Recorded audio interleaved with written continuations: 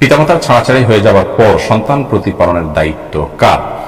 পিতামাতার সাথে যদি বিচ্ছেদ হয়ে যায় একে অন্যের সাথে বা একে অন্যের থেকে, তাহলে সেক্ষেত্রে সন্তানের প্রতিপালনের আর্থিক দায় দায়িত্ব সর্বাবস্থায় বাবার উপরে থাকবে।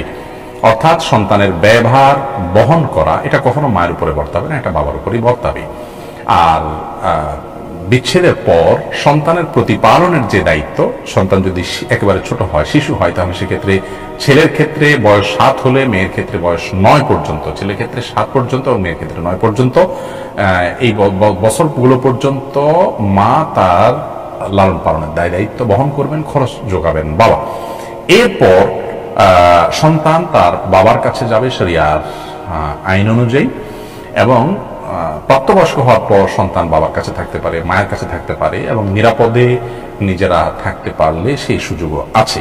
এ বিষয়ে মাওসুআ ফিকহিয়া কুয়েতিয়া বা ফিকহ বিশ্বকোষ কুয়েত ভিত্তিক সেটি এবং আপনার রদ্দুল মুহতাসিব বিন ফতওয়ার কিতাবে বিস্তারিত আলোচনা আছে। এক্ষেত্রে আমাদের প্রচলিত আইনে অবশ্য একটু ভিন্ন বোধহয় রয়েছে, আমি পুরো বিস্তারিত জানি না। এক্ষেত্রে বোধ হয় প্রচলিত আইনে 18 বছর বা তার কম বেশ সময় পর্যন্ত মায়ের সঙ্গে থাকার বোধ হয় কোনো বিধান থাকতে পারে, আমি জানি না। কিন্তু শরিয়ার বিধান হলো যেটি, সেটি আমরা উল্লেখ করেছি, আর্থিক দায় দায়িত্ব সর্বাবস্থায় বাবার উপরে যায়, কিন্তু শিশু থাকাকালীন লালন পালনের দায়িত্ব মায়ের উপর থাকে।